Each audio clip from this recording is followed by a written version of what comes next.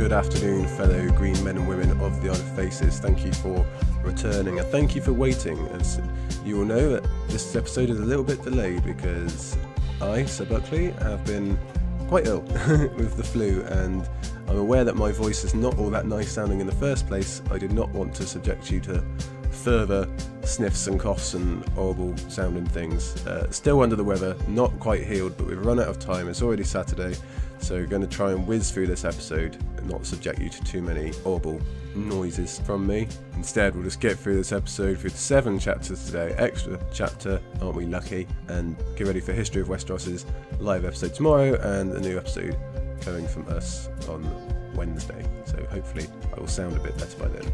So yes, hello, I am Sir Buckley, talking to you from very rainy England, and I guess that makes sense given my current health situation. Of course, if it does happen that I'm doing a kind of Phoebe thing here and I actually sound better with a cold, do let me know and I will go and stand out in the rain for you before I record each week. Alright, let's get on. I'm going to try and whiz through this because, like I say, Saturday, need to get it out for everyone. So first off, what chapters are we looking at today? It is a heavy Tyrion Day, heavy King's Landing vibe, but again, 7 chapters, so we get a nice variety. We start off with Tyrion III, the one where Tyrion starts talking about his chain, which is getting very exciting. Bran II, the one with Wyman Manderly and all the Northern Lords gathering to talk to young Bran. Tyrion IV is the one with Tyrion's nice little trick of 3, telling 3 different stories. Very famous chapter, that one. Sansa II, where Sansa goes to the Godswood and starts thinking about a new ploy to get out of King's Landing. Arya V, oh dear, the mountains in town. Things somehow get worse for Arya. Tyrion V, where Tyrion's trick is revealed and he clashes with Cersei a little bit more. And finally, Bran III, the one with the harvest feast, the reeds, and some more Wyman Manderly. Yes, we are lucky souls. Let's get straight into notes for Tyrion III. Actually, Aziz on Sunday used even more of my notes than usual, so I must be doing something right, which makes it a bit easier to get through these today. So the first thing is, this chapter opens with the receiving of Stannis' letter from last week and the small council arguing how to best deal with that. And the effects we spoke of last week, they've occurred, they have happened. It's riling up the small folk. They're starting to listen. Spooks the nobles a bit because they don't know how to deal with it without validating it, I suppose. And I think the small folk, they're just seizing on the fact that someone's actually talking to them for once. They live in a city where they're crying out for food, as we're going to see for the rest of today's episode. Crying out for food, crying out for just someone to listen to their problems, and they instead get Joffrey. So then there's this Stannis person who's actually addressing and valuing them, and whether that Stannis actually feels that or not, that's the impression he's given. And that's the one they're going to seize on. And Tyrion, he still can't quite tap into that thinking of how to use the small folk, placate the small folk and get them on side. He's not completely oblivious in that respect, but Stannis actually has him beat on this. Maybe Tyrion needs Davos to be his hand's hand. That would work well. Now, the small council, they're arguing about what to do, and Cersei, she's hot off the mark. She wants something done. I do think if Cersei wants to keep her own incest secret, she should try not bringing up incest immediately as a possible rumour to fight back against Stannis with. Straight away. Oh, I know, I got a good idea. Incest. Oh, what did you think of that one, Cersei? And we're going to see that exact same line of thinking later on in Feast for Crows with Marjorie and Loras. It's just Cersei's go-to. I guess work with what you know. Now, later on, Tyrion moves on to his meeting with the smiths and the workmen of King's Landing, because he's building the chain, and I think we're all a good fan of the chain. I really like the chain, it's a good addition. But before we get that, we see that Tyrion, he's acting very differently towards Pod now. In Game of Thrones, when he initially met Podrick, he was quite angry, quite rude to him. Not so much now. I think probably that's because Tyrion's just happier. Back on the Green Fork, where he thought his dad was going to have him killed in a battle, Tyrion was not very happy, and he'd just come out of living in the sky cells of the Eyrie, so not in the best of moods. Now he's running the gauntlet. He loves being in King's Landing. He loves his new role. He's got his protectors. He's got Shay squirreled away somewhere.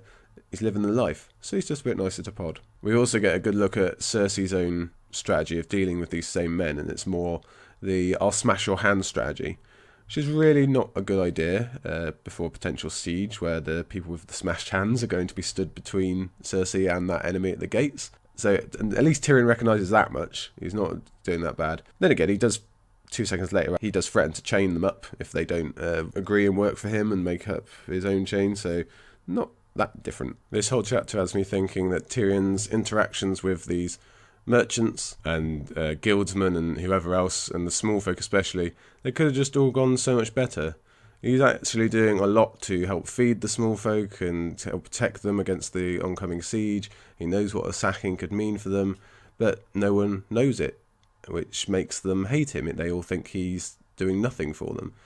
And that hate makes him hate them, and it just goes on and on and on until it comes to a head in the Storm of Swords of his trial. If Tyrion just believed in himself a little bit more and gone public with, hey look, I'm feeding you, and hey look, I'm making this defence. Now obviously he can't be blabbing about his chain too much because word does get out, but he can definitely drum up a bit more public support. And if he had received that same support back from the public, not only makes the defence of the city easier later on, but makes the decision to behead him much more difficult for the Lannisters post Blackwater. If they had known what Tyrion had done for them, they wouldn't be quite so, or you'd like to think, they wouldn't be quite so eager to have his head chopped off. But unfortunately Tyrion doesn't have that self-belief, or doesn't quite see the worth in the small folk yet. Last note for this chapter, like I said, we're really going to try and whiz through today. I've been saying throughout Clash of Kings that there's 3 religions introduced in this book, but we actually get a little bit on the Summer Islanders and their religion in this chapter. Just a tidbit, but it's worth mentioning. Okay, on to Bran II, which has the 2 Walders being little shits again.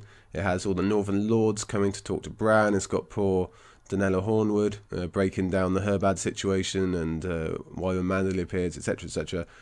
Pretty good chapter just for setting the story. I'm going to talk about the Walders being pricks first. So Maester Lewin, he has to kind of break character here to approve of Bran telling the Walders off when they're being mean to Hodor. Publicly, he kind of just shames all of them, but afterwards he has to whisper to Bran, oh, actually, well done, yeah, they deserved that. And it's just nice to see Lewin kind of break his public face a little bit and get that closest of Bran, because they're going to miss that scene enough. A bit later in the chapter as well, Bran, he gets a bit shirty about the Walders making their own personalised sigils, but it didn't occur to me, you got to think this is a really common thing done down at the Twins. They've all got to be having personalised mixed sigils, haven't they? Because it's going to be very confusing otherwise with the amount of phrase. But that's I digress. The biggest part of this chapter is Wyman Manderly, who I've covered for History of Westeros before. He's a big character. If only we had the time to talk about him properly now. But in the scope of this chapter, I think he's really advocating for the Manderlys to become the second biggest house in the north, or the most important. He's really showing off his ambition straight away. It's ambitious, but it's also things that need to be thought of. His ideas for an independent north and the details of that, no one else seems to have really addressed. And it's a shame Sir Roderick brushes him off in the same way he does everyone else. If he had taken a little bit of initiative and got Wyman working on all these suggestions, it could have made a huge difference to the war. I think we've spoken about what a difference a Northern fleet would have made to Robb's campaign. Good job, Wyman. He eventually does it anyway, so I do hope that fleet comes into play somewhere. Maybe with Davos, he's still around, or some kind of max evacuation or rescue of the North if the others come, or maybe from above the wall. Who can say, but let's hope. And another note on the Manderlys, there's some more evidence of knighthood being a Manderly trait that the family brought up from the south with them, because it seems to have slowly spread to their surrounding lands as well. So it's interesting to see their influence there. It's interesting, the Umbers, they complain that they have too much food to even harvest, and it's going to go to waste. And we're really getting some different ends of the spectrum here, aren't we? We've just been in King's Landing, where they're already starting to starve. We've had Arya's chapters, where the whole of the Riverlands is going up and no one's eating. And all the way up here in the north, which traditionally is the place that doesn't have any food, or has to work hardest to get it at least, and they've got too much. It's really different ends of the spectrum. Now the other big thing from this chapter, which probably doesn't actually seem that big in the chapter itself, but has one of the largest knock-ons, is poor Donella Hornwood and her situation and what's going to happen there. And that whole situation has me thinking about Arya and Catelyn as well, because last week we had Arya thinking about how knights were supposed to protect women, And other times, Catelyn has spoken about the role of men in her life. I think it might be in Storm or possibly later in Clash. She says about her husband and her father and her brother, and their job is to protect her. So Donella, she's lost her, I think it's just her husband and her son, but they were there to protect her, and she's now exposed, as we're going to see very soon. And there's no true knights to protect her.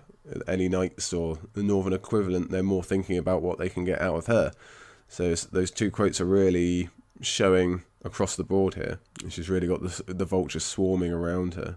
And I'm gonna talk about this more next week when we get to the next Theon chapter. But the arguments over the Hornwood lands at the moment, they seem tertiary. They're not even okay. Hornwoods, this is the first Hornwood we've really come across. It doesn't seem like a big part of the North. Who cares? But the arguments that they're going to turn into, or the actual conflict that they're going to turn into, it's enough to distract the North from the much bigger threat of the Ironborn invasion. And if that hadn't come about, if they weren't arguing over Hornwood lands and etc., if Sir Roderick didn't have to be dealing with that, who knows what defence they could have made against Theon and the others. So, but again, more of that next week. And it is sweet that they have that little nod to Donella kind of liking Roderick and Roderick kind of liking Donella, but then nothing can come of it. And that's a theme throughout this chapter. Bran, he can't be a knight, but he acts knightly to Hodor.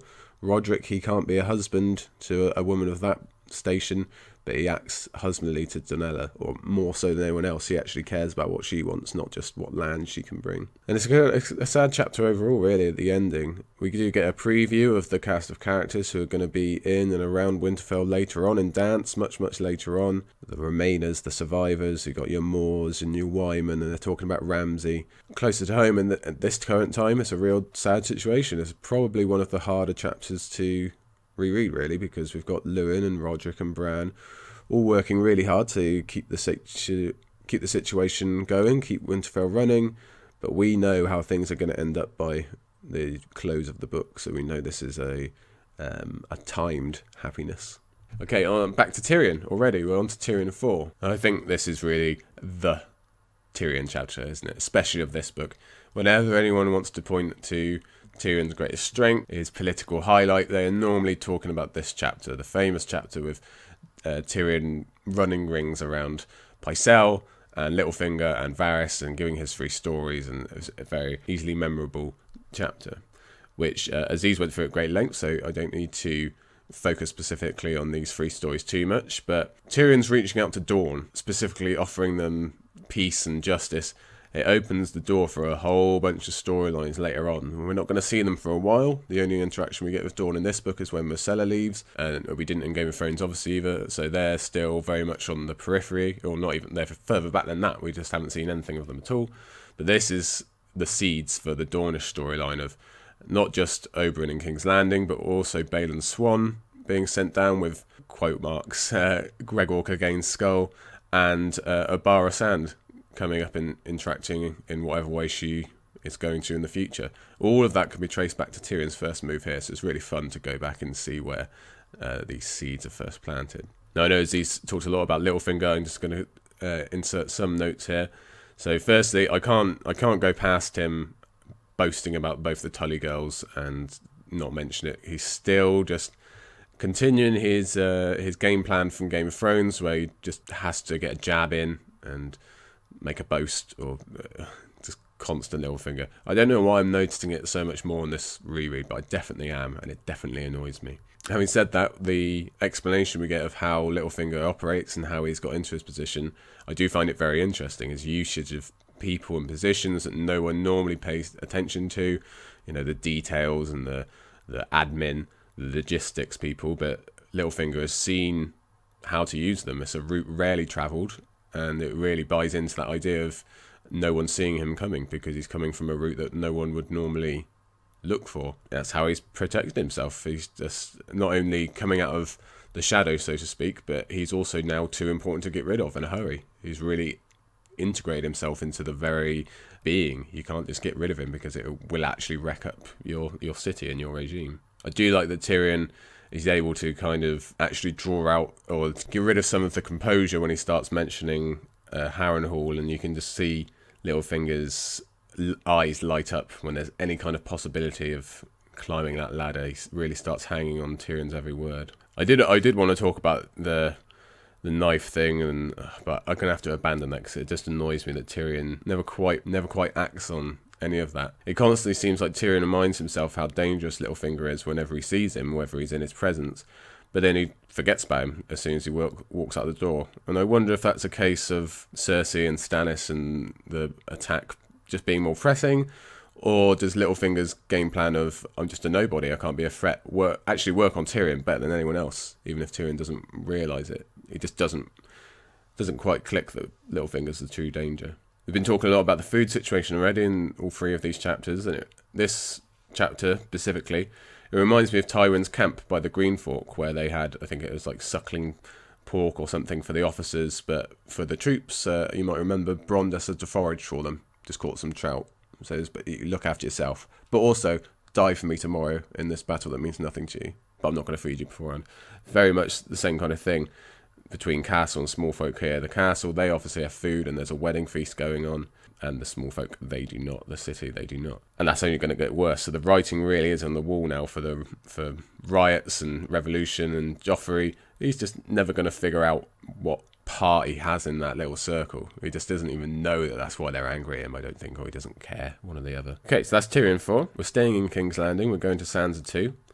Obviously, that's where she gets the note for the first time. She has to think about whether she's going or not. She obviously chooses to do so in the end. She goes and meets, or re-meets, Dontos Hollard, Sir Dontos, and later talks to Sandor Clegane on the way back as well. And straight from the off, there is some incredible bravery with that decision to actually go to the Godswood and to take a knife as well. That is a form of bravery, because if she gets discovered walking around the castle with a knife, what do we think is going to happen to her? She's already receiving full hits in the stomach with mailed fists for doing nothing. So she's walking around the castle with a knife. They're probably going to be using that knife. And yeah, that punch in the stomach with a mailed fist, that would send most of us, certainly me, would send me to the floor whimpering, and Sandra just has to just take it, just get used to it. It's impossible to really appreciate what she's going through here. Now, like I said, so this chapter has both Sir Dontos and Sandor Clegane at the end, so there's a real duality of the knights between those two, and it sets up Sansa's later choice at the end of the book, who to run away with. She can go with Sandor, she can hold back and hope Dontos is going to deliver, and that's the one she chooses in the end.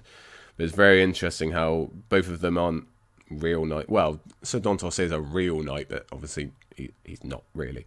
They aren't really knights, and they have some comparable personal problems in terms of the drinky and the past. But they both use what they have to survive in this court system. Dontos, he's been given this chance by Sansa to survive as a fool, and he takes it and runs with it. Sandor has his physique and aggressiveness and everything else, and he uses that. That's just what they've got to do.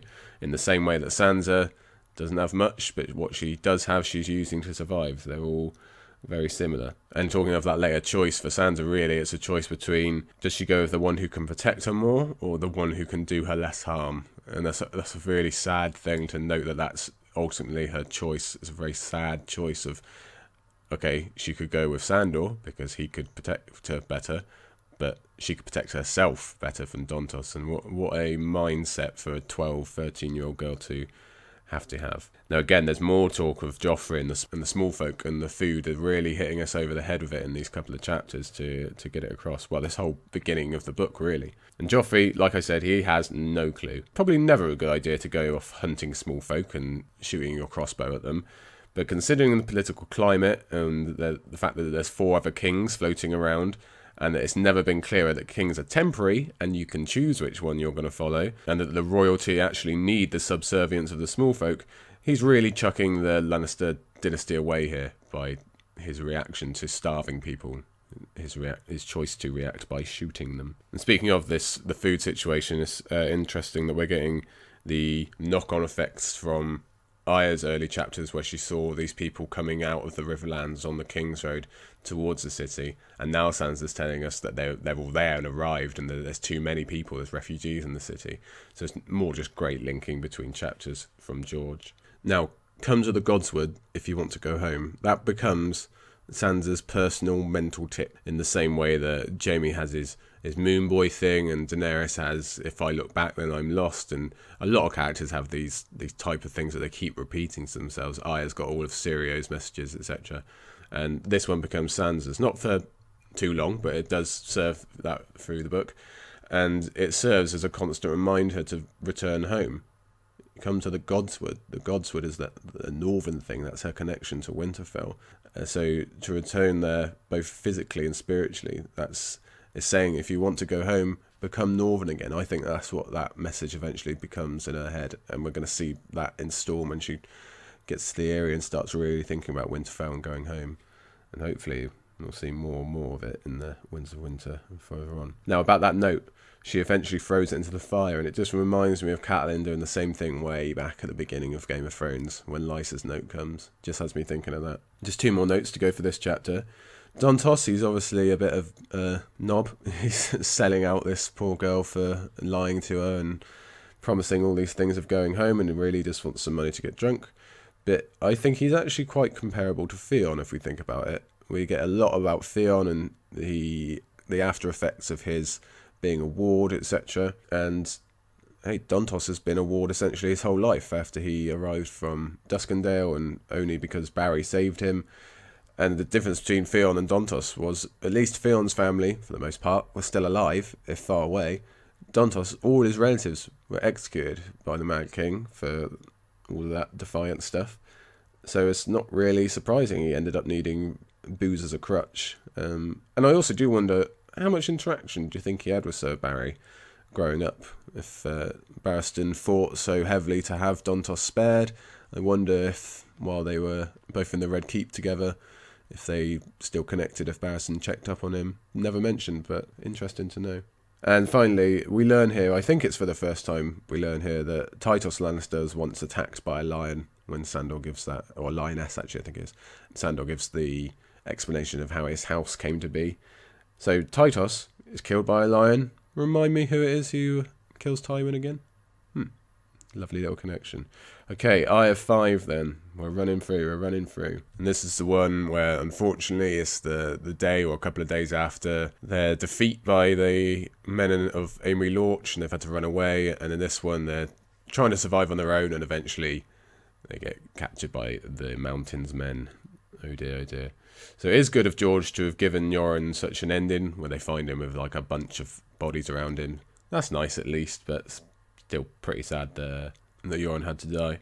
I think, as he's mentioned, the connection I thought of between Arya wanting to kick Yoren and wanting to kick Desmond, but it's also, maybe it's just a warning that Yoren has found his end here, because Dontos has just promised Sansa the same thing, that he can take her home, and we've just seen how even Yoren has failed in that task, so I don't think we should be putting that much faith into Dontos. And Arya is learning these very similar lessons to Sansa now as protectors who they're going to leave or die or not be trustworthy. They're very similar in that part of their arcs. We talked the last few Arya chapters about this brotherhood unity and how they were all quick to defend, well, they didn't know his gendry, but quick to defend whoever else and stick together. Unfortunately, that's gone. I think there was 2 adults that had survived the fight with the Lannisters, and they hung around for a little bit, but then they ditched the kids, and not even ditched really. They've pretty much murdered them because they take all the stuff as well. It's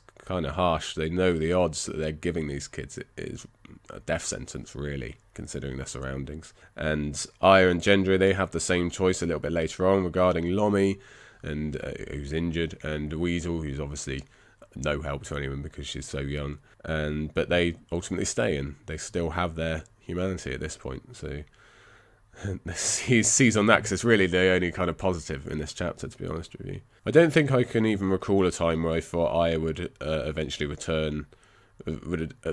through and return home via the Riverlands. But for many first-time readers, I doubt they expected another book and a half of her basically just being in the same area. I don't think anyone would have guessed that I would spend 2 full books basically wandering around the same section of the Riverlands. That's it, all I've got on that chapter. Let's keep going for Tyrion V. Let's really try and push this thing through.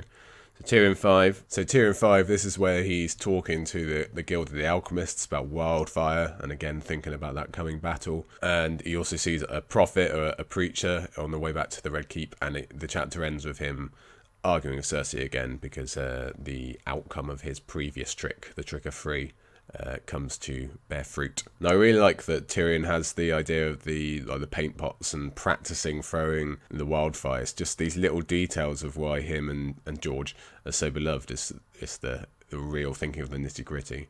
And to be fair, listening to Helene, I think that's how you pronounce the pyromancer's name, listening to him and taking his advice is a really great example of one of Tyrion's best political strengths, is that he can listen and take on board what people are saying, take information, which Cersei, obviously terrible attitude, just can't put any trust in anything, and Ned wasn't brilliant on either, but Tyrion, it really does work for him. Now the Guild, they've got to be just pure evil, right, really, considering what they're up to with Ares, and Tyrion should probably consider who he's getting into bed with here, but I guess the situation is becoming so dire that he doesn't really have many options. Now, like I said, on the way back from the Guildhall, they see a preacher, and he's obviously not saying particularly flattering things of Tyrion or the Lannisters in general, and he's really going to set the tone for the bread riots coming a little bit later on, and for Tyrion being the most hated Lannister, and mixing this with the food news. I know I keep saying about this in today's episode, but it really is a major theme. I mean, we've got further news of Joffrey telling the people to eat their dead. Again, he's sowing his own seeds of his whole regime's downfall, but this preacher person, he's setting up the people tearing apart their own High Septon, and it's the first drip drop of religion really coming to the forefront in Feast, and this is where the Faith Militant and the High Sparrow, we can trace that back to this kind of sentiment. And again, it's the Lannisters' fault, it's Joffrey's fault. Last one for this chapter. Given what we know of Cersei's marriage to Robert, and that she was kind of happy with that match, even at the time, or before the fact, basically, before their wedding night, Cersei was okay with Robert, even if she really wanted Rhaegar, but okay, Robert's not too bad a choice, it would seem. It is absolutely understandable that she doesn't want Myrcella to go and suffer through potentially that again in Dawn. But they don't even, at least Cersei knew of Robert Baratheon, but she obviously knows very little about Trystane Martell and doesn't trust them whatsoever. So we can understand why Cersei feels that way and why she argues with Tyrion about it so much. And I mean, Cersei was in a city surrounded by friends and family and hated it.